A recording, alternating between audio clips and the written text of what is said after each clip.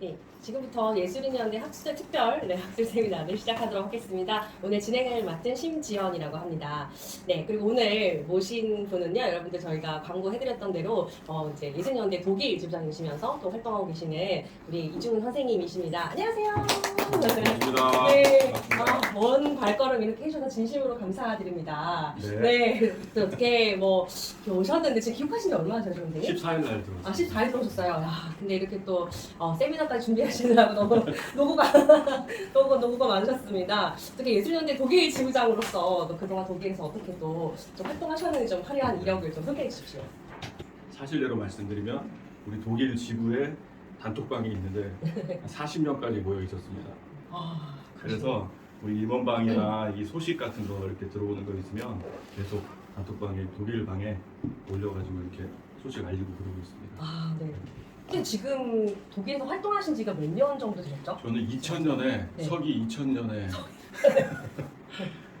독일로 갔고 지금 울름 시립극장에서 2003년 3월부터 네. 지금까지 오페라 합창단 테너 파트에서 일하고 있습니다. 네, 와 정말 굉장히 오랫동안 22년 정도를 그저 독일에서 활동하신 건데 그러네요. 와 너무 대단하신데요 이거.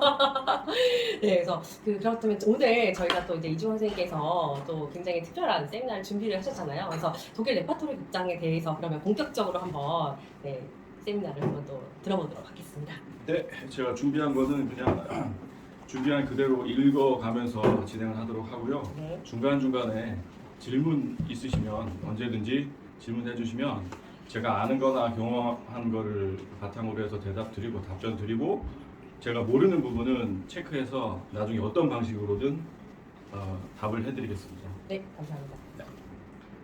독일 극장 개요, 이거 독일 무대 협회 자료를 바탕으로 했습니다. 원문을 그대로 올려놓은 거는 제가 번역하는 거가 불완전할 수 있기 때문에 언제든지 어느 분이건 간에 더 정확한 번역을 하실 수 있으면 좋겠다라는 생각에서 원문을 그대로 올렸습니다. 그리고 한글은 직역을 했었는데 이게 한국 사람들하고 통하기가 너무 어려운 부분들이 많아서 한 사람의 도움을 받아서 의역을 많이 해서 좀 소통할 수 있게 했습니다.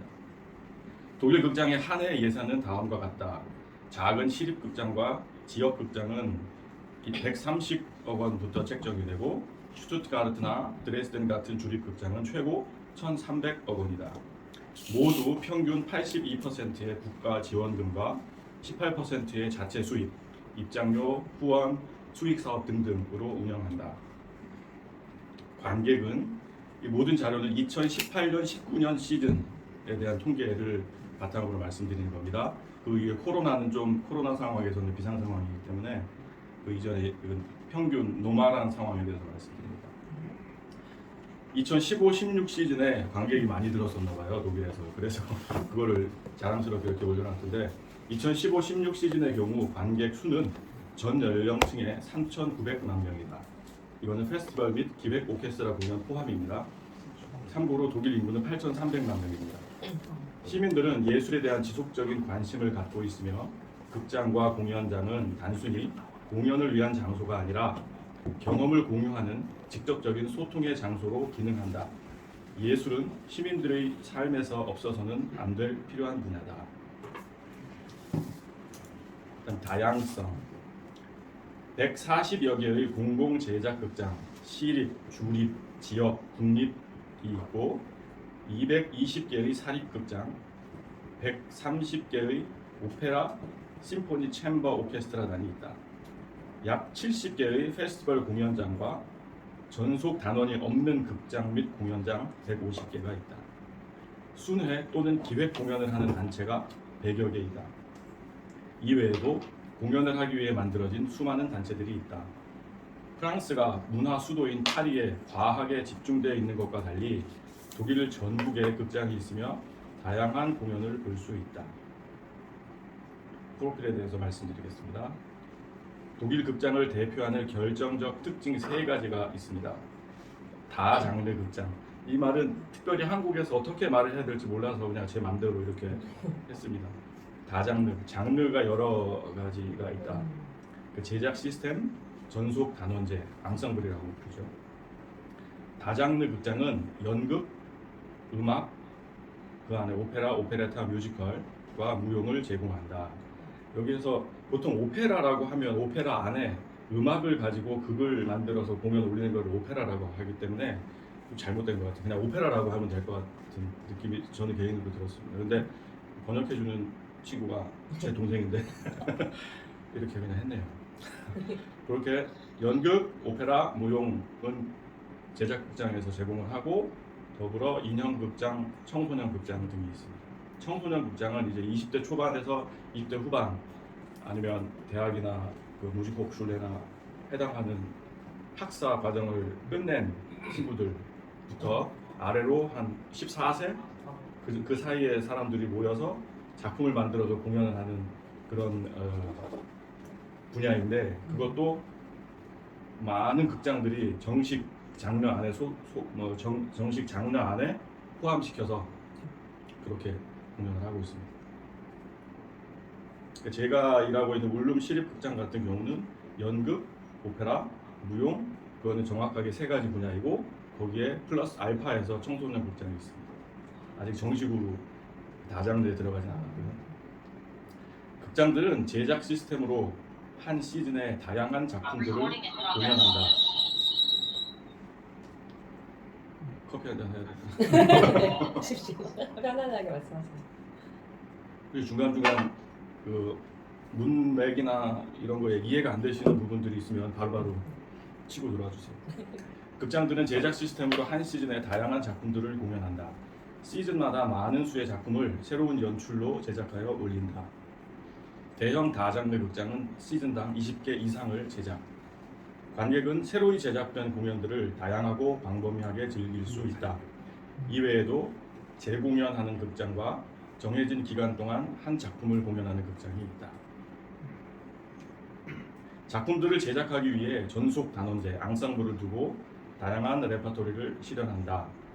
전속 단원은 각 극장의 고유한 예술적 프로필을 가지게 한다. 이거는 약간 설명을 드려야 되는데 그러니까 독일은 지방 분권이 아주 강화되어 있는 나라이기 때문에 지역색이 아주 강하게 있습니다. 근데 지역색이 강하게 있는 것과 더불어 각 극장들에서도 극장만의 색깔들이 있습니다.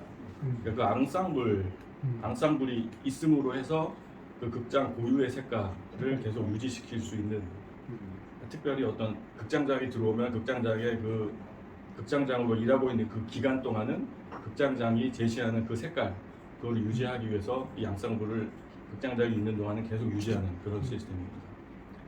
극장이 앙상블을 구축하고 유지하는 일은 특별히 중요하다.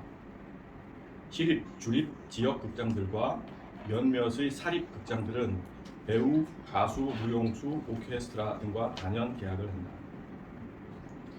관객은 사립 극장에서도 다양한 공연을 관람할 수 있다. 공공극장과 달리 사립 극장은 대개 한 작품을 오랜 기간 동안 공연한다. 뮤지컬 극장 등은 하나의 기획 공연을 수년간 지속하기도 한다. 독일은 매 시즌 연극과 음악의 약 4,000개 작품을 가지고 7,300여 개 공연을 제작합니다. 연극, 무용, 음악 사이의 경계를 허무는 새로운 형식의 공연이 발전하고 있다. 특히 무용의 비중이 커지고 있다. 이거에 대해서 제가 좀 약간 잠시 보여드릴 영상이 있는데 지난 7월 달에 제가 일하고 있는 울름극장에서 울름의 랜드마크인 큰 두오모라고 하죠. 큰 대성당이 있어요. 거기에서 그 교회, 시립교회, 오케스트라, 무용 다 합쳐가지고 이런 공연을 한번 했습니다. 5번을 했는데 세계 초연이죠. 메사디 글로리아, 푸치니 거의 메사디 글로리아를 가지고 공연을 했는데 맨 앞에 무대를 올려서 무용단이 있고 그 뒤에 솔로가 있고 이 사람은 지휘한 사람이고요. 이건 트레일러죠. 공연하기 전에 광고인데 뭐 두 번째 제너럴 리허설 아니면 첫 번째 제너럴 리허설 뭐라고 하죠? 제너럴 리허설요? 정식 리허설? 아니 드라이 리허설 말씀하시는 거예요? 그런 거죠. 드라이 리허설. 오케스트라 옷 다 입고 정식. 네. 그런 거 할 때 찍어가지고 이제 광고용으로 해서 알려주는 광고하는 그런 역할을 하는데 600석을 그 교회 안에 특별히 만들었고 5번 공연을 했는데 전부 다 꽉 찼습니다. 그래서 아마 할 것 같아요, 계속. 그러니까 이게 독일은 조금 더 독일 시민들이 이게 그 좀 더 그러니까 이런 그런 이제 음악회나 이제 이런 콘서트들을 좀 즐기는데 굉장히 좀 적극적인 자세인 것 같아요. 그죠? 그렇죠. 네. 제가 느낀 건 이 사람들 그 문화 이 밑에 음. 면면이 흐르고 있는 문화와 예술에 대한 생각들이 있는데 그런 거를 면면이 깊숙이 천천히 꾸준히 흐르게 하게 하는 네. 그런 역할들을 한 사람들이 있죠. 그게 그런 바로 시대마다. 극장의 역할. 극장도 그렇지만 이제 정치가의 역할이 가장 중요합니다. 정치의 역할이. 네. 감사합니다. 그거에 대해서 한 가지 잠깐 이렇게 말씀드려도 되나? 네, 그럼요. 제가 연대 자유 게시판에 누르프론이라고 하나 써놓은 게 있는데 예를 들면 요하네스 라우라는 독일 대통령이 있었어요. 그래서 99년에서 2006년까지 대통령을 했는데 그 전에 20년 동안 노르트라인 웨스트팔렌 그 주지사를 했습니다. 20년 동안. 근데 그 사람의 평소 예술과 문화에 대한 생각이 있는데 예술과 문화는 케이크 위에 케이크 맛있게 하기 위해 올리는 생크림이 아니다. 예술과 문화는 케이크를 만드는 그 빵 반죽 안에 들어가는 누룩이다. 이 누룩이 없으면 케이크는 다 무너져 버린다. 와. 그런 생각을 가진 사람이 주지사를 20년을 하고 대통령을 6년을 했습니다. 그러니까 지금도 그 사람이 주지사했던 그 주는 네.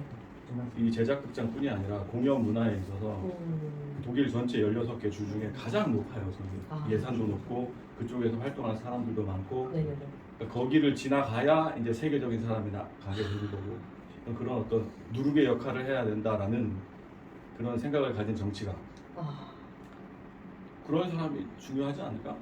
그러니까 약간 폴리티컬적인 리스폰시빌리티가 필요하다는 말씀이신 당연하죠. 거예요. 당연하죠. 저희가 왜냐면 계속 세미나를 하면서 사실 얘기했던 부분이 정부와 예술에 지원해가는 것들을 되게 많이 좀 공부를 했었거든요 그동안. 근데 그런 것들을 대표적으로 딱 얘기를 또 찍어주셨어요. 이번에도 코로나 이후에 그 주는 그런 전통이 있어서 예산을 16개 주에서 가장 많이 올렸어요. 예술 분야에 대해서 특히 극장에 대해서.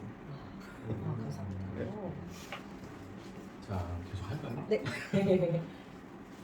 그러니까 파우스트, 괴테 파우스트, 레싱의 현장 나단, 로미오와 줄리엣, 한여름밤의 꿈 등이 가장 많이 공연되고요. 연극에서는 현대 작가 야스미 레사, 학살의 신 세 번의 인생, 또 이런 등등의 공연들. 청소년 극장은 오즈의 마법사, 도둑의 딸 로냐, 그리고 피노키오 등의 공연입니다.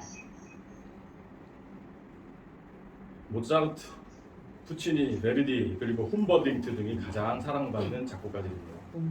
오페레타에서는 요한 슈트라우스, 레하르, 베나츠키 이런 사람들이 만든 작품들 보시듯이 그런 작품들이 확실하게 항상 매년 그 프로그램에 들어가 있고 발레에서는 차이콥스키, 프로코피에프 등등 그 현대 무용에서는 발치, 버스티, 슐레바 이런 그 성공한 그 현대 무용 안무가 이런 사람들이 있습니다. 매년 약 600여 개의 연극, 음악 작품들이, 오페라 작품들이 초연되고 있습니다. 작가들은 동시대의 테마들을 흥미진진한 극 형식으로 만들어 관객들이 각자 현실을 반추하게 만들고 관객들은 이에 호응한다. 여기에 해당하는 그 작품들이 있고요. 오페라에서도 라하이만, 림, 루치카, 헐스트키 이런 사람들의 작품들이 관심을 많이 받고 있습니다. 지난 몇 년간 뮤지컬에서도 엄청난 움직임이 있었다. 라이언 킹, 윌 럭유와 같은 다른 작품들은 몇 년 동안 저녁마다 공연되었고 최고 관객수를 돌파했다. 오페라 극장에서는 마이 페어 레이디, 웨스트 사이드 스토리가 가장 많은 사랑을 받고 있습니다. 재정. 독일은 지역 분권의 연방 체제이며 문화 정책은 국가의 우선적 과제이다. 그러니까 지방 분권의 연방 체제이기 때문에 각 그 지역마다의 문화 정책이 우선적 과제가 되는 겁니다. 극장 재정의 절반은 각 주와 자치 당국에서 부담하며 연방 정부는 문화 재정의 소액을 담당한다. 이거는 전체를 통틀어서 얘기한 거기 때문에 우리 제작 극장에 해당하는 건 좀 다릅니다. 네. 공공극장과 오케스트라의 공적 자금은 총 27억 유로. 3조 7천억 원이며 독일 총 예산의 0.2%에 해당한다. 독일 연방 정부의 예산은 한 600조에서 650조니까 대한민국 예산하고 비슷합니다. 근데 16개 주 또 400개 시가 있는데 그걸 다 합하면 한 2천조 된다고 그래요. 아무도 그 정확한 통계가 없더라고요. 모든 총 예산의 총 합이 얼마인지를. 극장과 오케스트라는 약 3만 9천 명을 직접 고용함과 동시에 수많은 간접 일자리를 제공한다.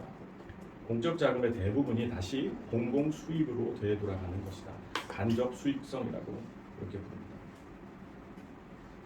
최근 극장과 예술을 경영의 측면에서 보는 경향이 강해졌다. 그래서 극장에 들어가는 공적 자금 때문에 예술의 자유를 보장한다는 것을 오해받기도 한다. 그러니까 이거는 좀 설명을 드려야 될 것 같아요.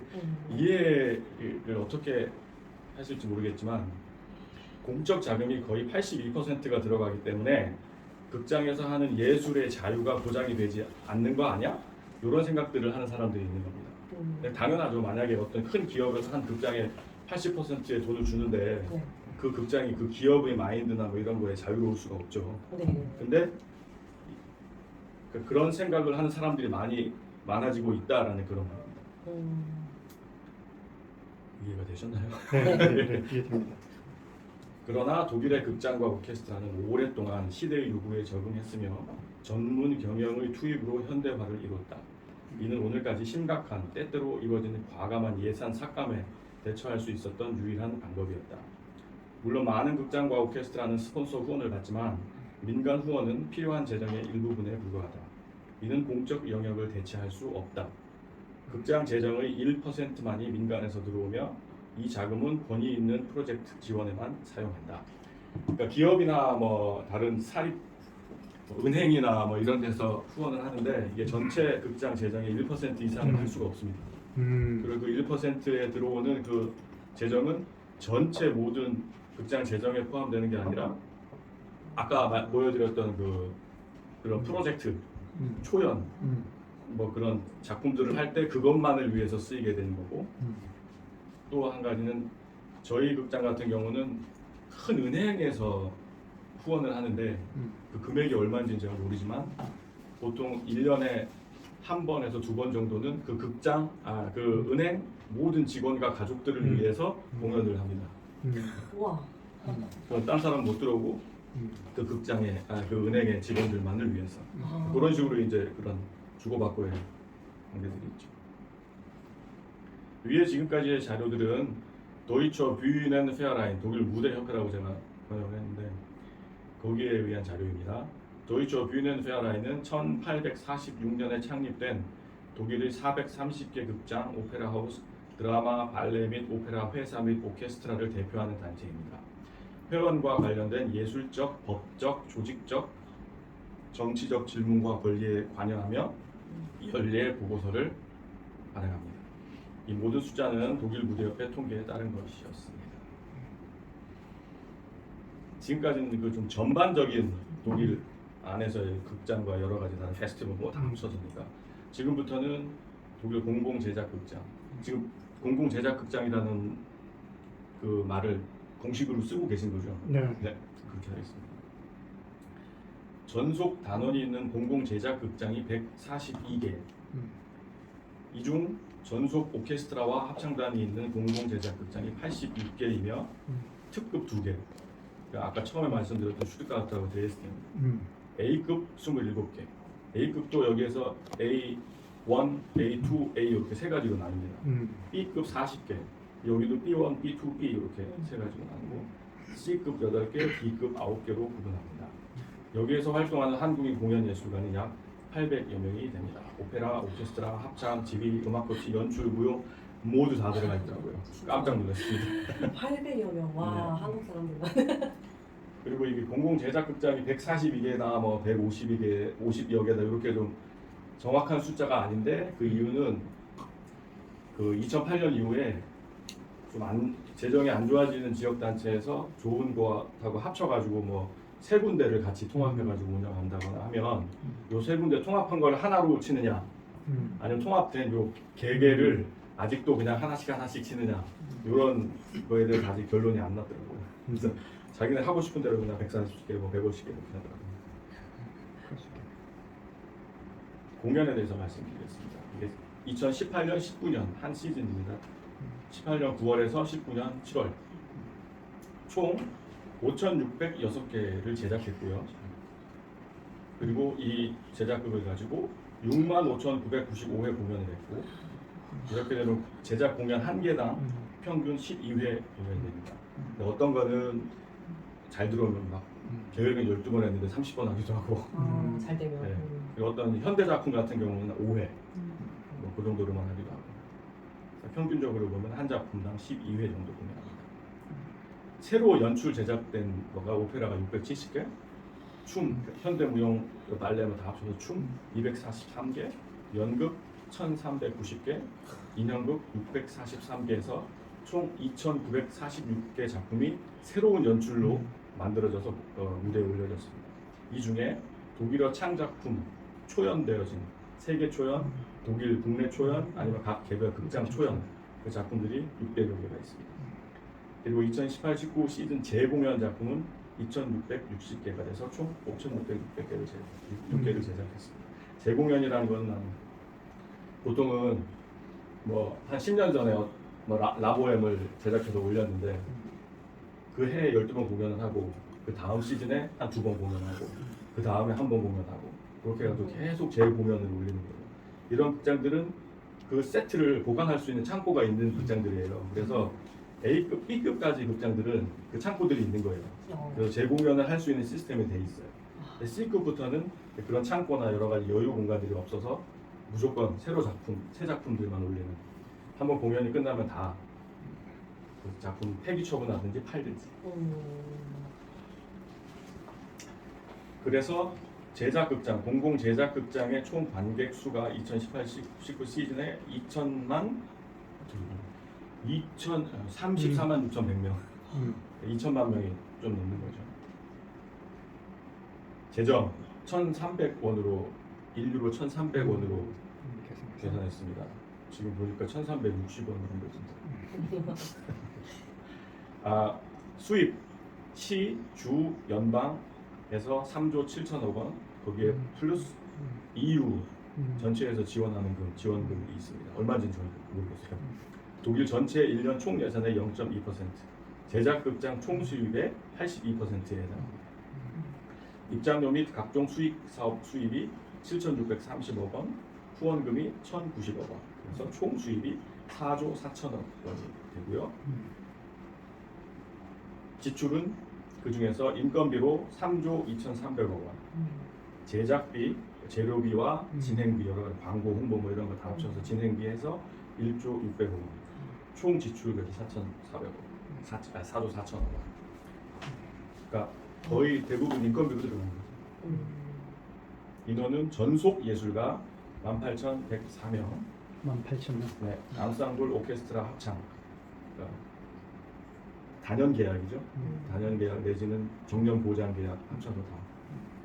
객원 예술가가 16,163명. 이 사람들은 뭐 1년 시즌당 계약이던가 아니면 작품당 계약. 전속 스텝 일반 직원이 22,372명, 객원 스텝이 1,774명. 그래서 총 인원이 67,413명이 제작극장을 통해서 아니면 제작극장을 위해서 제작극장에 속해서 일하고 있는 인원입니다. 계산해 보니까 평균 1일 전국 공연 수가 181회, 전국 독일에서 하루에 181회 공연이 올라가고 관객 수는 55,700명 이렇게 계산을 했는데, 이거를 365일로 계산하면 안 되는데 왜냐면 한 6주 7주 휴가 기간이 있으니까 누군가 계산 다시 해주세요. 이거는 지금 365일로 계산한 거라는 네, 거죠? 제가 그랬었어요. 이렇게. 나중에 생각해 보니까 아닌데.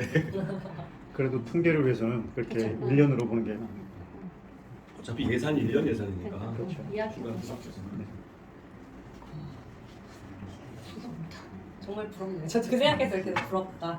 굉장히 우리하고 비슷한 게, 우리는 이제 5천만이고 저기는 8천만.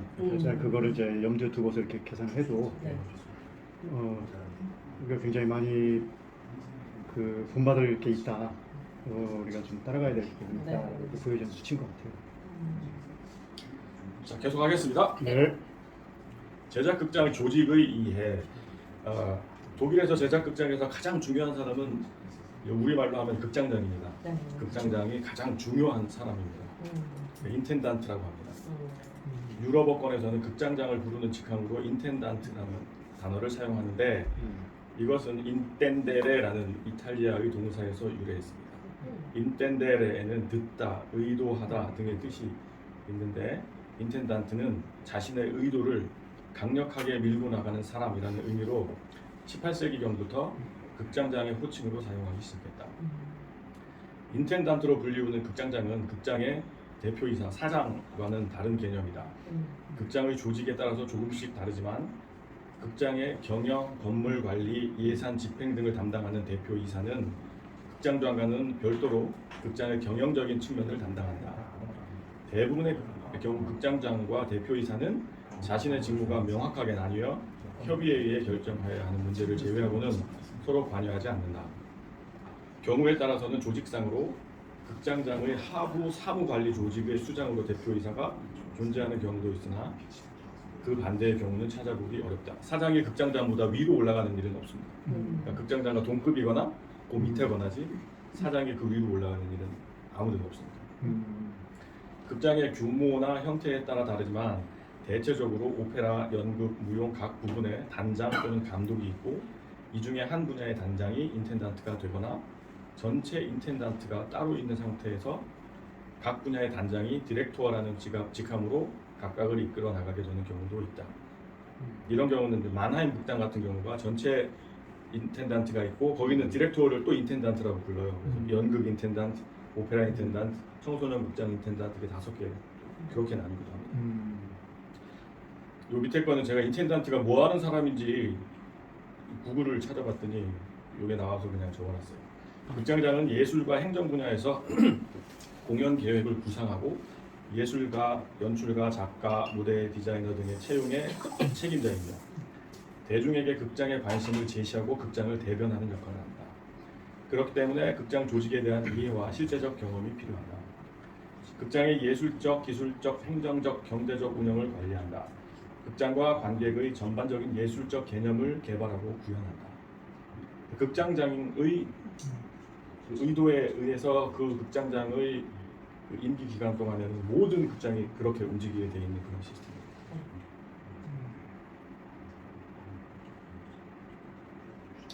뭘 해야 되나? 테아터 라이팅이라는 건 근데 극장 운영하는 사람들의 이제 극장장, 사장 이런 선출 과정인데 부퍼탈이라는 도시가 있어요. 부퍼탈도 B급 극장이고 좀 큰 극장 중에 하나입니다. 부퍼탈 극장의 경우 법인입니다. 거기는 법인으로 공기업과 비슷한 형태입니다. 극장장 및 극장 운영진 선출 선발 시 모든 절차를 인선위원회 9명이 주관하고 선발은 법인 감독위원회 이사회라고도 얘기할 수 있을 것 같아요. 여기 법인이니까. 그래서 과반수 또는 3분의 2 찬성으로 결정합니다. 인선위원회가 있고 감독위원회가 감독위원회, 따로 있는. 감독위원회가 더 위고 인선위원회에서는 감독위원회한테 이런 사람이 있다 하고 올리는 과정에서 모든 행정적인 인선만을 위한 네. 위원회니까요. 보좌하는 역할이죠. 인선 과정 전반에 관여하며 인선위원회는 감독위원회를 보좌한다. 선발 과정의 마지막 단계에서 감독위원회의 최종 후보를 추천한다. 구성 문학의 전문가 3명, 감독위원회 의원 중에 3인. 그러니까 감독위원회 의원이라 하면 보통 시의회 의원을 얘기합니다. 그리고 고용자 대표의 3인인데 그 고용자 대표는 오페라 극장 솔리스트 1명, 오페라 극장 합창단 대표 1명, 오케스트라 대표 1명. 그 사람들이 이제 인선위원회에 9명이 들어가거든요. 그러니까 인선 절차는 공고하고 서류 심사하고 면접하고 최종 결정은 감독위원회에서 하고 공고하고 이런 과정 거치고 극장장이 이제 면접을 하기 위해서는 어디나 마찬가지지만 보통 1시간 정도 인선위원회와 감독위원회 앞에서 프레젠테이션을 하죠. 내가 맡는 임기 동안 이 극장은 어떤 일을 하고 어떻게 해보겠다라는 그렇게 해서 보통은 4년에서 5년 임기인데 그 임기 동안 절대 터치를 안 합니다. 터치를 못 하는 건지 안 하는 건지 모르겠지만 터치를 안 하고 만약 4년 임기면 3년이 끝나고 3년 동안의 관객 점유율 오직 그것만 가지고 평가를 해요. 그래서 1년에 이제 정리할 기간을 주고 그 사이에 또 다른 극장장 뽑는 절차를 또 진행하고 그런 관객 점유율만 갖고 그러니까 얼마를 벌었는지가 아니라 수입이 아니라 식으로. 제가 그거에 대해서 우리 극장장하고 얘기를 했어요. 음. 한국은 극장에서 이거를 하면 얼마를 버느냐가 참 중요하다. 어, 깜짝 놀라는 거예요. 극장은 얼마를 쓰느냐가 더 중요하다. 아, 마인드 자체가. 그렇지.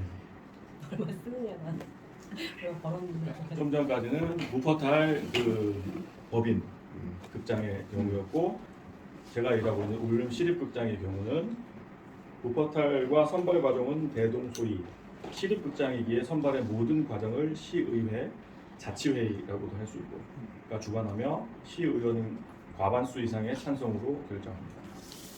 시의회에서 임기 시작 1년 전에 극장장 공모를 내고 의회의 서류 심사로 최종 3명에서 4명을 선별하고 결선자 3, 4명에 대한 모든 자료를 각종 지역 매체에 다 공개를 합니다. 결선자들이 1시간 이상 공개 프레젠테이션을 하고 누구나 가서 볼 수 있습니다.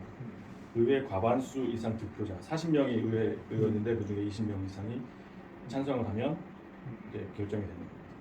극장의 형태는 재단, 법인, 시, 직속 등으로 다르지만 선발 절차는 비슷합니다. 음악 총감독의 경우 선발 과정에 공연 지휘 과정이 추가되기도 합니다. 그러니까 우리 같은 경우도 그러니까 지휘자 하나를 뽑을 때 만약에 뭐 리볼레토 공연을 12회를 하고 있는데 그 다음 시즌에 지휘자가 새로 와야 되는 자리가 생겼으면 그 중에 한 3명을 선발해서 공연 3개를 줘요. 그러면 와가지고 지휘를 하는 거죠. 리볼레토를. 근데 그 전에 따로 다 모여서 하는 연습은 없고 우리는 그냥 하는 거 그대로 쭉 하면 되고 그 사람이 이제 얼마나 우리를 끌어갈 수 있는가 관심 없는 사람은 뭐라 찐빠난다고 그러나 찐빠나는 공연들이 종종 있죠. 그러면 그 사람 못 들어오는 거니. 아, 공연을 해버리는 거 그냥? 예. 오디션이 아니라? 예. 극장 조직도인데 이거는 어디를 찾아봐도 극장 조직도라는 게 없어요. 독일에서는 어디를 봐도 그냥 어느 파트에 두고 어느 파트에 두고 어느 파트에 두고 이렇게 쭉 나열해서 써놨지 조직도라는 게 아예 없는 거예요. 그래서 우리의 이해를 쉽게 하기 위해서 제가 손으로 막 그렸는데 그려가지고 어느 순간 우리 대표님한테 보냈는데 이렇게 만들었더라고요. 아람시죠. 아, 그러셨구나. 잘 보시면 이제 시의회 또는 지방자치단체에서 극장장을 뽑고 사무총장이라고 옆에 있는데 그 사무총장도 거기에서 뽑습니다. 이 표시 하나가 이렇게 없어요. 거기서 사무총장도 같은 방법으로 뽑아요. 극장장의 역할은 그 밑에 비서 하나 있고 공연, 기술, 기획, 조정, 총괄 기획이라고 해요. 총괄 기획, 예, 그쪽. 그다음에 작가 파트에서 홍보, 마케팅 여기까지 다 극장장의 책임입니다. 공연 파트에서는 내려가면 오페라, 연극, 춤, 음악. 공연 파트에서 옆으로 쑥 내려가면 디자인, 진행, 의상 이런 모든 것들도 다 극장장 관여할 수 있는 거고요. 관여해야 되는 거고요. 기술에서도 감독도 무대 기술입니다. 무대 기술. 그 건물 기술 이런 파트가 아니고 무대 기술. 제작 파트, 무대 기술 파트. 제작은 이제 제작소가 있는 경우가 있고 제작을 외주를 주는 경우가 있더라고요. 아니면 재단으로 만들어서 베를린 같은 경우는 6개가 단체가 하나의 재단이 돼서 베를린 슈타츠오퍼, 도이체오퍼, 코미셔 오퍼, 그다음에 발레, 제작소. 이 제작소가 이제 여기가 이제 이 앞에 4개에서 하는 공연들 제작을 다 하는 거예요. 제작소가 있고 그다음에 운영진. 그 6개가 하나로 묶어가지고 재단으로 운영이 됩니다. 근데 보통 그런 큰 데 말고는 자체 제작소가 다 있죠. 그런 거도 다 극장장에 쏘아나 있는 거고 기획 조정, 총괄 기획, 모든 계획 공연의 1년 시즌의 계획은 보통 2년 전에 다 나오거든요. 2년 전에 2년 후 거를 어떻게 할지에 대한 기획 조정하고 하는 헤드쿼터라고 하는 하여튼 그런 식이고요. 그 다음에 작가 파트에서 홍보, 마케팅하는 극장에서 나오는 모든 글자들 그러니까 극장장과 사무총장이 개인적으로 자기들이 대표해서 나오는 거 말고는 극장의 공연과 관계된 모든 문자들은 다 이 파트에서 드라마투어이라고 하죠. 그 파트에서 나옵니다. 저 거기에 그 개임대는 게임되는 공연 파트에 보면 오페라, 연극, 춤, 음악 이렇게 돼 있는데 오페라하고 음악하고 구분이 좀 돼 있어요. 왜냐하면 오케스트라가 오페라를 같이 공연을 하지만 오케스트라는 개별 음악 파트에 그렇죠. 단체가 되는 겁니다. 거기에는 이제 지휘자들 그리고 합창단, 오케스트라, 또 음악 코치 그런 사람들이 그 부분에 들어가는 거고 오페라에는 이제 감독과 앙상블, 객원 이런 출연자들, 연출자, 보조 연기자들, 견습하는 사람들이 오페라 파트에 들어가고 그런 구분은 있는데 거의 같이 일을 하는 거죠. 내가 이제 질문한 요지는 네.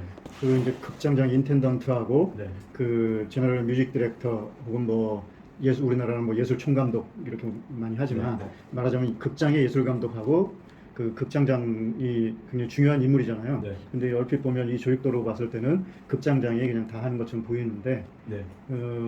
실제 우리가 얘기 듣기에 그 예술 감독이 극장장보다도 그 제작에 있어서는 훨씬 더 많은 권한을 행사한다고 우리는 그렇게 알고 있었거든요. 제가 아는 한도 안에서는 극장의 예술 파트의 유일한 인사권자는 극장장이에요. 그러니까 극장장의 허락, 예스 없이는 누구 하나도 예술 파트에서 뽑거나 내보내지 못합니다.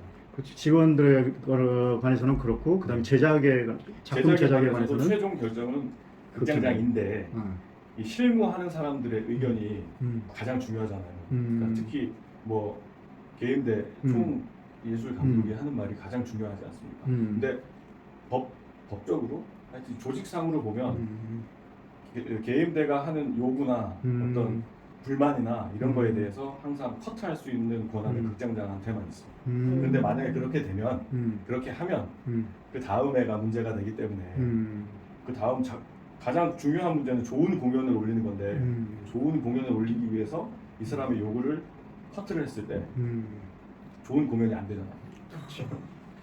그 공연을 위해서 그거를 다 용인해주고 받아주고 포용해주고 하는 역할을 하는 거지. 원칙적으로는 모든 어떤 결정은 항상 극장장한테밖에 없어요. 예스. 네. 그 옆으로 사무총장은 똑같이 의회나 지방자치단체에서 뽑고 비서가 있고 그 밑에 이제 재정, 회계, 세무, 서류 이런 거 인사관리라는 건 인사는 저기 일반 행정직 그리고 예술가들이 계약을 하면 너 얼마 할래? 얼마에 뭐 작품 회당 얼마 할래? 이런 딜하고 이런 거에서 항상 옆에 같이 있어요. 그래가지고 예를 들면 만약에 제가 무슨 합창단원이지만 솔로 역할을 한다. 그러면은 합창단원이기 때문에 솔로를 하게 되면 따로 페이를 해야 돼요. 근데 그거를 이제 조정을 하기 위해서 같이 모여서 극장장과 사무총장과 저와 셋이 이렇게 얘기를 해요. 협상을 하는 거죠. 근데 만약에 내가 뭐 노래를 할 때 회당 뭐 한 500유로 달라 그렇게 얘기를 하면 극장장은 뭐 그렇게 주겠다. 근데 사무장은 다 보면서 이 작품에서 총 예산이 얼마이기 때문에 이 사람한테 이 정도를 주게 되면 예산이 초과가 된다. 그러니까 이러고 저러고 완전히 극장 이외에 다른 객원을 쓰게 되면 다른 문제인데 극장 안에 있는 사람끼리니까 오케이 알았어.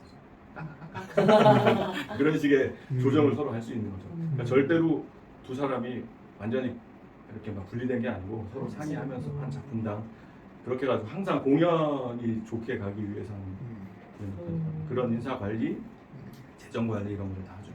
시설 관리도 그쪽 사무총장에서 하고. 근데 저는 이 조직도를 만들 때 보니까 이게 위아래잖아요. 위고 아래고. 근데 그게 제가 경험한 바에 의하면 위아래가 없거든요.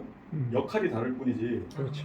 그 누가 지시하고 누가 따르고 뭐 이거에 수직 관계가 아닌 것 같더라고요. 그래서 제 나름대로 아니다, 이거는 원이다 해가지고 이건 제가 만들었어요. 이것도 제가 손으로 그렸는데 우리 대표님께서 이렇게 이쁘게 해주셨어요. 그 동그라미, 우리 도표그라미. 아랍센터 뭐야 대표님. 그래서 위에 거를 이렇게 만들었는데 이게 어떤 제가 생각하는 독일에서의 그 극장에서의 조직 관계 수직이 아니다. 이렇게 서로 역할만 다를 뿐이지 그치. 이렇게 된다. 이런 생각이 돼서 이렇게 만들어봤어요. 책임과 역할이 중요한 것이지 네. 어떤 서열은 아 서열, 어, 서열이라는 게 서열이라는 있는데 있지만 그래서 그렇지. 그거는 어떤 권한, 어떤 결정권이 있느냐에 대한 그렇죠. 것이지. 뭐 서열로 해가지고 누군가의 의견은 중요하고 누군가의 의견은 중요하지 않고 뭐 이런 기능이 아니라는 그러니까 거죠. 뭐 하나 작품을 할 때도 제가 나이가 드니까 이렇게 눈물이 나요. 누가 다 선물도 나오게. 작품을 뭐 하나 이렇게 준비를 하는데 죄송하지만 합창 단원들이 많이 많아요. 음. 어디나 그래요. 그래서 막 이렇게 연출자하고 막 싸우기도 하고 또 지휘자하고 싸우기도 하고 많이 하는데 의견을 이거 할 때 많이 내.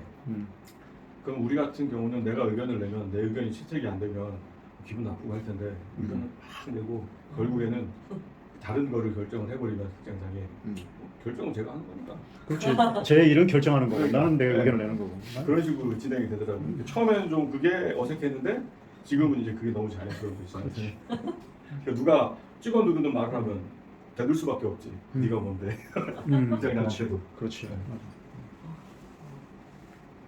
극장의 예를 잠깐 들어드리겠습니다. 네. 제가 일하고 있는 울름 시립극장이고요. 울름 시립극장은 1641년부터 시작이 되었고요. 독일에서 가장 오래된 시립극장입니다. 현재 음악, 연극, 무용 세 분야의 전속 단원을 포함해서 330명의 직원이 있고 8,000명의 연회원을 가지고 있습니다. 공연 예술인은 150명이, 지금 170명입니다. 잘못했습니다. 그 중에 한국인 10명, 이번에 한 명 또 와서 한국인 11명 됐습니다.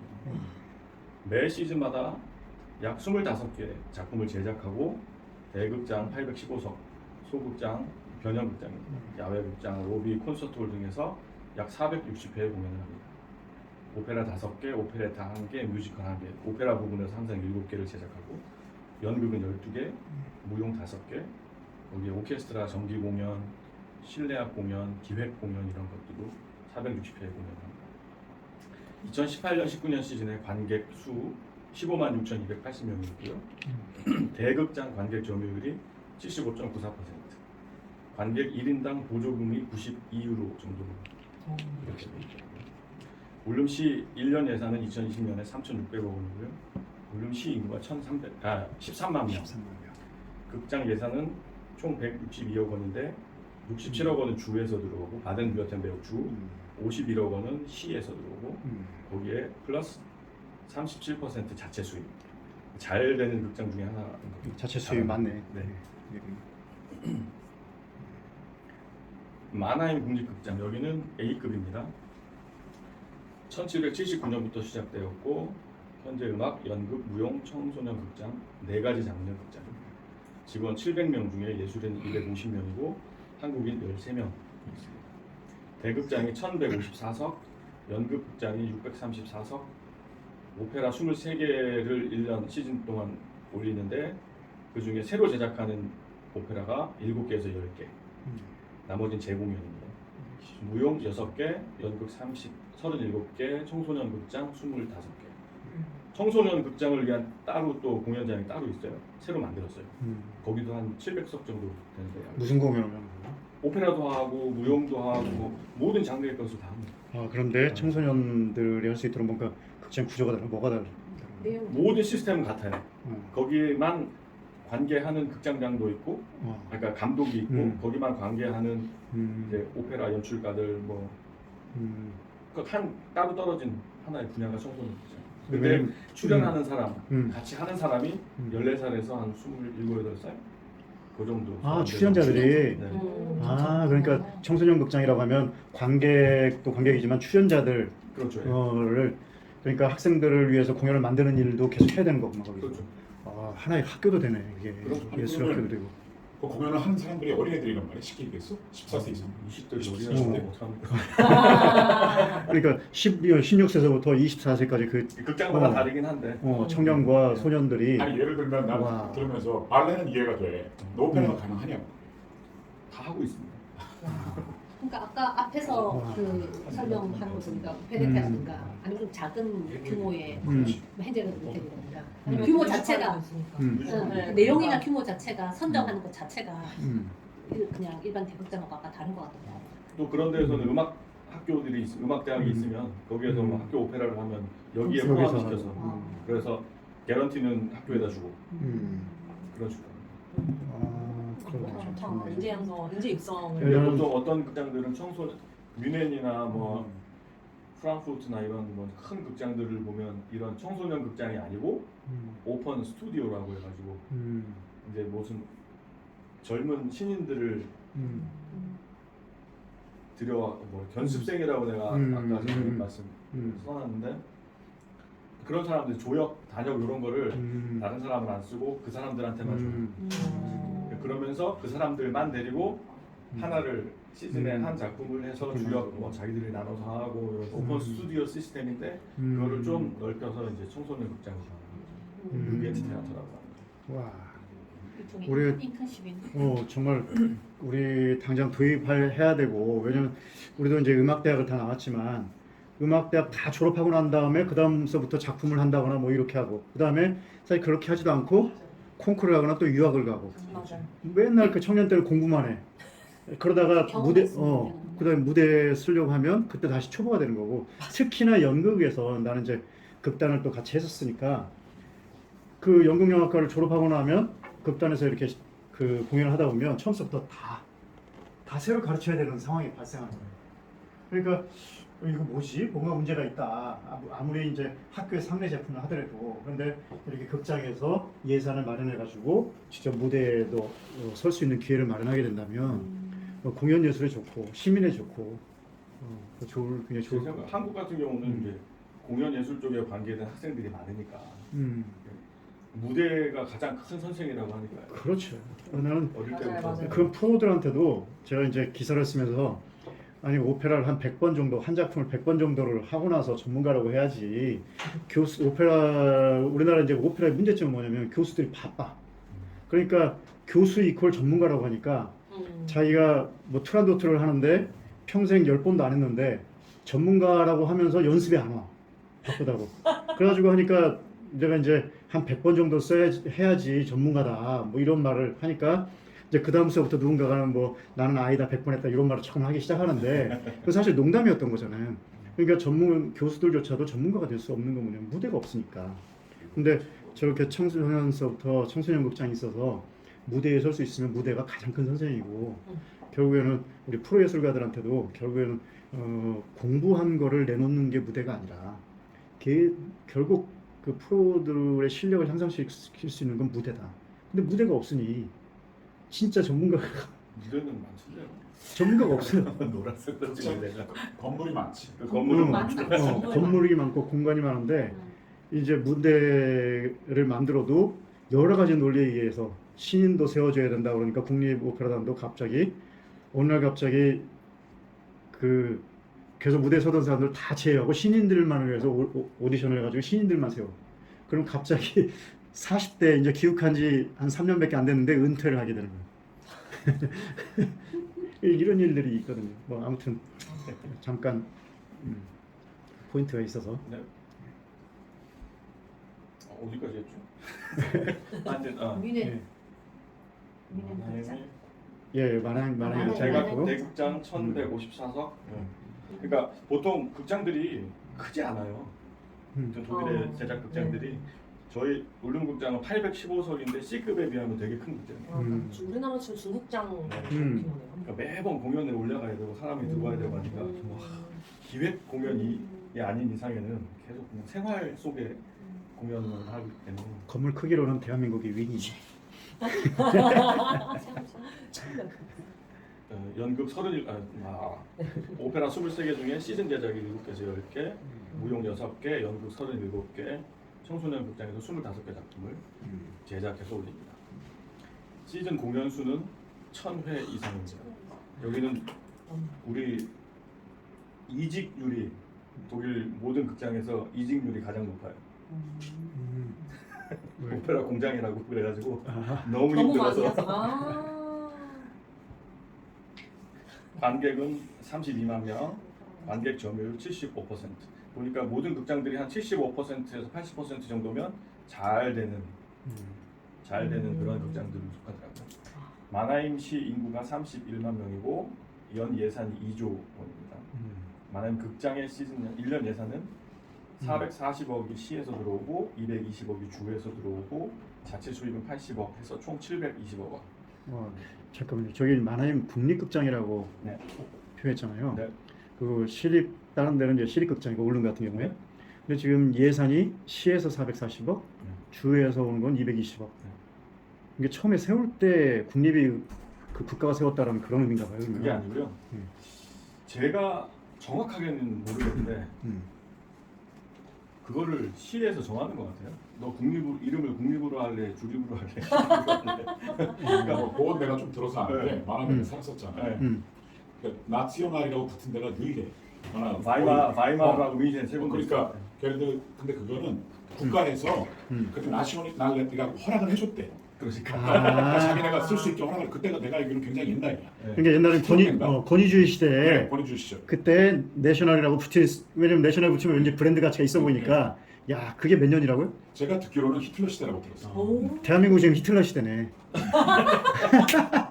그 정도 시차가 있는 거예요. 그러니까 지금 사실 국가가 또 운영비를 대준다고 해서 우리는 국가라는 국립의 의미가 있는데 이제는 그런 시대가 좀 바뀌어야 될 것 같아요. 이게 그러니까 여기서 제가 그러니까 그런 대표께서 말씀하신 것도 있겠고 제가 이해하기는 마나임이 음악적으로 되게 중요한 도시예요. 옛날에 마나임 아파 뭐 이런 거. 네. 그다음에 마이마르도 국립극장인데 거기는 문학, 연극, 실러, 게테 다 그쪽에 있었죠. 그래서 거기도 중요하고 뮌헨이야 뭐 말할 것도 없고 그 세 군데가 내셔널이라는 명칭이 붙어서 어떤 좀 받쳐주는 뮌헨은 절대 없어지면 안 되는 데야. 그런 거가 아닐까? 그러니까 내셔널이라는 거에 대해서 그렇게 큰 사람들이 생각할 때 크게 뭐 대단하다 이게 아니고 약간 거부감이 있어요 사실. 독일에서는. 근데 솔직히 연방 정부 예산이 뭐 많이 투입되고 이런 건 아니잖아. 아니 없잖아요. 거의 지금 없잖아. 없어요. 거의 없는 게 아니라 연방 정부는 주로 동독 쪽에 있는 극장들이나 박물관이나 뭐 그런 쪽으로 어려워서 직접 투입을 하는 거고. 연방 정부. 네. 근데 엄밀히 얘기해서 내셔널 그러면 국가 예산이 투입이 되어야 내셔널이지.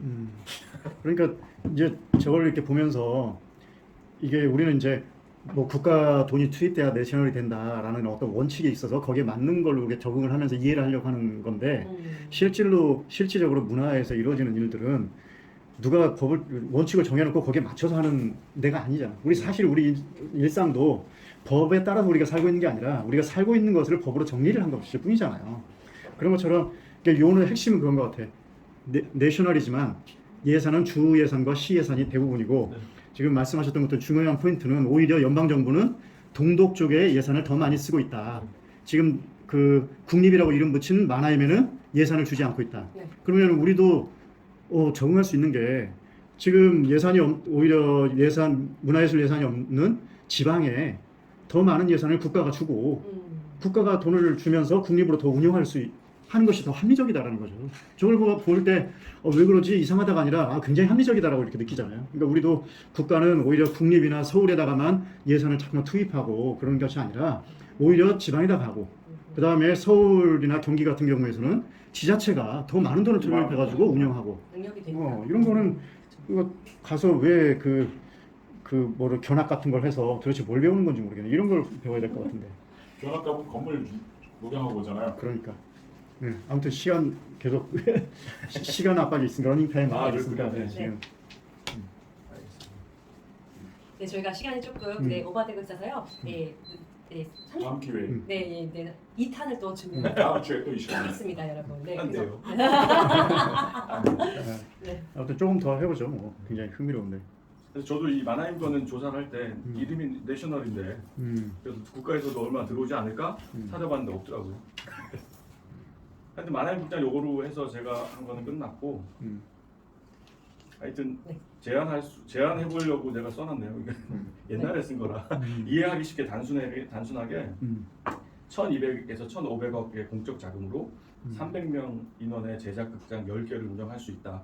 이 독일 제작 극장을 봤을 때 그러니까 총 3,000명 이상의 예술 분야 직관적 고용 효과를 기대할 수 있지 않을까 이런 생각을 했고요. 연중 양질의 다양한 공연을 지역 시민들에게 제공할 수 있다. 극장과 관련된 지역의 관광, 교육, 연관 산업의 활성화 기대. 할 수 있는 컨텐츠는 너무너무 많은 거예요, 한국에. 그렇죠. 테마 관광, 학교 연계 프로그램, 출판, 요식, 숙박 이거는 마이닝맨 극장인데 이것도 제가 자유 게시판에 얼마 전에 써놓은 게 있습니다. 마이닝맨 극장의 그 예를. 그 동독 지역이에요. 인구는 2만 명밖에 없는. 근데 극장 도시. 오, 극장. 네, 그런 어떤 벤치마킹이 가능하지 않을까 하는 생각이 들고. 그러니까 예술 어떤 우리 극장이 할 수 있는 일은 시민들에게 에너지를 북돋아주는 나가서 잘 살아 열심히 살아 어떤 행복해야 돼 뭐 이런 역할을 하는 에너지. 또 지방 지역으로 가게 되면 이제 아무래도 청년들이 그쪽으로 유입될 수 있지 않을까 그런 생각도 해봤고 그래서 지자체에서 한 4년 시범 사업을 해보면 어떨까 하는 생각을 했어요. 1년 준비하고 한 3년 돌려가서 그런 생각을 했습니다. 예술인연대 과제 이것도 제가 나름 생각을 해봤는데 이거는 뭐 나중에 우리끼리 얘기하죠. 네, 알겠습니다. 예. 네, 발표 너무너무 감사드리고요. 그럼 여러분 이렇게 또 약간 장시간 또 꽉 차게 이렇게 또 다들 이렇게 또 열심히 들어주셨는데 혹시 질문이나 뭐 또 우리 또 이정 선생님께 뭐 드리고 싶은 말씀, 또 우리가 뭐 우리에게 하고 싶은 말 이런 것도 있으면 자유롭게 한 마디씩 해주셔도 좋을 것 같습니다. 그럼 먼저 우리 조아영 선생님. 네. 네. 너무 정리를 잘 해주셔서 저희 독일 극장에 대해서 이해하는 데 너무 큰 도움이 된 것 같습니다. 생각이 요즘 한국에도 되게 극장별로 뭐 레퍼토리 시즌 막 이러면서 만들고 제작 극장 막 이러면서 홍보를 하긴 하지만 정말 내용물이 너무 다른 약간 짝퉁을 보는 느낌이 들더라고요. 그래서 좀 한국은 정말 어디서부터 어떻게 시작을 해야 하는 건가라는 약간 그런 좀 더 답답한 마음이 좀 생겼습니다. 네. 너무 정리를 잘 해주셔가지고 제가 갖고 있던 약간 질문들이나 이런 것들은 다 정리가 된 것 같아요. 네, 감사합니다. 감사합니다. 네, 우리 정경희 선생님 하울링이 울리는 속에서 어떻게 어떠셨는지 한 말씀. 우리 정경희 선생 얼굴 한번. 네. 네, 안녕하세요. 저도 독일 교육교육에서 공부를 했고요. 바이오시나트 정경희입니다. 네, 선생님 하고 오셔서 잘 쉬는 날도 가시고 또 독일에서 활동하시는 거 응원하고요. 감사합니다.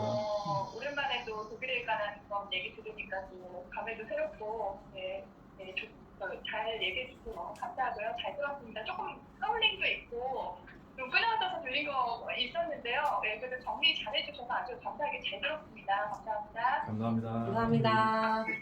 우리 고모님 자 한 말씀. 네, 그 오렌지는 이게 먹어야 맛이잖아요. 그렇죠. 그런데 이제 우리 예술경영학회나 이런 데들 보면 오렌지에 대한 연구는 굉장히 많아요. 그런데 결국에는 그걸 먹을 때 보면 오렌지가 아니라 그 오렌지 껍질을 우리는 먹고 있는 것 같은 그런 느낌이 들어요. 그러니까 아까 지금 이제 극장에 대한 거를 말씀해 주셨는데 우리나라에서 그 문화예술에 대한 그 중요성에 대해서 많이 인지하고 그리고 이 많은 예산을 쏟아붓기 시작한 것이 이제 DJ 정도 들었으면서 문화예술 예산 1%, 2%, 3% 얘기가 나오면서 그리고 30년 전에 비해서 우리나라 국가 예산이 거의 30배가 그러니까 엄청나게 예산이 많아졌어요. 그러다 보니 이게 부스러기처럼 뭐 작정하고 문화예술 예산을 우리나라가 막 키우거나 그러진 않았어요. 거의 이렇게 부스러기처럼 문화예술 예산이 그 우리나라에서 많아졌는데 그러다 보니 그거를 어떻게 써야 되느냐라는 문제가 당연히 문제가 되겠죠. 이게 뭐 100억, 200억이 아니라 이제 몇천억 문제가 이렇게 되고 그러다 보니 그 정치인들이나 그 경영인, 예술 경영인들이 견학을 많이 갔고 그렇게 가서 보니까 극장이 너무 좋은 거야. 건물이. 우리나라엔 이런 게 없어. 그래서 막 짓다 보니까 독일보다 더 크게. 마치 제가 러시아를 갔을 때 거기 보고서 건물들이 다 크잖아요. 그런 것처럼 그때 몇백 년 전에 그 사람들이 거기서 느꼈던 어떤 문화적인 열등감. 나는 러시아가 지금은 다 해결했다고 봐요. 그런데 아무튼 그때는 그런 것이 있었대요. 그래서 그 교회도 더 크게, 그다음 극장도 더 크게 이렇게 지었는데 정말 아쉬운 건 뭐냐면 우리가 지금 우리가 그러고 있다는 거죠. 그러니까 독일보다 극장도 더 크게 돈도 더 많이 줘. 그런데 여기서 유일하게 숫자로 드러나지 않는 건 뭐냐면 예술가 고용 숫자예요. 그러니까 아까 뭐 작품을 그 몇 작품을 만들어서 어떻게 한다고 그러는데 우리도 다 그 문예관에 있는 몇 작품을 만들고 몇 번을 공연하는지 이렇게 숫자로 모아놓잖아요. 그럼 비슷해요. 그리고 예산도 비슷해요. 물론 이제 3조 7천억까지는 아닌 것 같아요. 지금 보면 5,600억이니까 굉장히 모자라긴 하지만 다른 것들은 거의 다 따라가는데 이 껍질만 우리가 흉내낸 것 같다는 거죠. 그러니까 우리나라 사람들은 오렌지에 대해서 듣긴 들었는데 오렌지 딱 먹으니까 이 껍질은 굉장히 씁쓸하고 보기는 예쁜데 맛이 안 좋잖아요. 그러니까 이 공연 예술이 시민들의 사랑을 받지 못하고 있는 것 같아요. 근데 정말 그 오렌지의 내용은 그 시큼하고 달콤하고 그 정말 뭐라고 표현할 수 없는 정말 그 맛은 우리나라 사람들은 아직 못 보고 있는 것 같아요. 그 맛을 줄 수 있는 것은 예술가들인데 그 어디에도 문화체육부에도 그리고 지방자치단체의 문화관광과나 문화재단이나 어디에도 예술가를 어떻게 고용해서 어떻게 하고 있다라는 것. 독일 극장만 해도 우리를 800명이나 우리나라 예술가들을 고용하고 있는데 정작 그리고 그분들 800명은 거의 정규직이잖아요. 대부분이 정규직만 셋인 거잖아요. 네. 그런데 우리나라에는 정규직이라고 하는 분들조차도 지금 숫자가 점점 줄어들고 있고 예를 들면 우리나라 수도 서울시 합창단의 그 법정 정원이 60명인데 지금 30명대로 운영하고 있고 국립합창단도 법정 정원이 60명이에요. 그런데 역시 40명대 초반으로 운영을 하고 있어요. 점점 더 줄어가고 있는 거죠. 이런 상황들에서 결국에는 누구에게 이 피해가 가느냐. 우리 예술가들도 국민으로서 피해를 보고 있지만 더 큰 피해는 이 쓴 오렌지 껍질만 먹고 있는 국민이고 시민들이다. 그런 생각을 하게 되는 것 같아요. 그리고 이제 우리 그 이중훈 선생님이 거기서 20년 이상을 그 극장에서 일하고 있잖아요. 그런데 우리나라 극장에서 20년 이상 일하고 있는 대한민국 예술가들이 있느냐 보면 그렇지 않거든요. 그리고 그게 너무나 당연하게 생각되고 아마 지금 이 세미나도 보면서 이제 나중에 저희가 녹화를 해서 이걸 이제 우리가 보여줄 텐데 많은 예술 경영인들을 보면 그 숫자 공연을 몇 회 한다더라 거기에 뭐 관객이 몇 명 온다더라 예산이 얼마더라 이런 거에만 주목을 한다는 거죠. 근데 정말 중요한 거는 그 모든 일을 함에 있어서 거기에 예술가들이 몇 명이 그 도시에서 이 일에 종사하고 있고 그걸로 인해서 삶을 영위하고 있고 그분들이 그 어떤 재능을 발휘해서 시민들과 어떤 관계를 맺어나가고 있다. 그게 결국 관계라는 게 그거잖아요. 자기의 재능을 가지고 공연을 하고 시민들의 사랑을 받고 그걸로 인해서 삶이 유지가 된다는 거잖아요. 그래서 우리 예술인연대의 포인트는 거기 있는 것 같아요. 예산도 있고 그리고 건물도 있는데 이제는 예술가들이 일해야 될 때다. 그리고 거기에 초점을 맞춰서 극장이 제작 극장화가 되고 그래서 예술가들의 삶에 대해서 그리고 그 예술가들의 삶이 왜 중요하냐면 그것이 헌법에서 얘기하고 있는 문화 창달을 헌법 구조에 명시하고 있거든요. 그러니까 굉장히 문화가 중요하다는 거는 한 번도 부인이 된 적이 없어요. 그리고 예술이 중요하다는 건 부인된 적이 없는데 근데 예술가들이 중요하냐 이 문제에 있어서는 한 번도 그렇게 얘기한 적이 없고 그 다음에 이제 더 나아가서 이제 지금 어떤 상황이 되냐면 그 예술가 아무나 예술가가 되는 거 아니야? 뭐 이런 거죠. 그러니까 모든 시민이 예술가다. 예, 그런 얘기를 하는데 정말 그렇게 되게 되면 이런 일이 되는 거예요. 나는 평생 예술을 하고 있는데 모든 시민이 예술가예요. 지금 상황에서 극장은 예산도 있고 건물도 있는데 거기에서 예술가들이 공연하지 못하고 있는데 이제는 모든 시민이 들어가서 지금 이런 상황을 건너뛰고 있는 거죠. 그 상황에서 굉장한 뭔가 문제가 있는데 이 부분에 우리가 조금 더 집중을 할 필요가 있다. 이번에 이제 국립극단이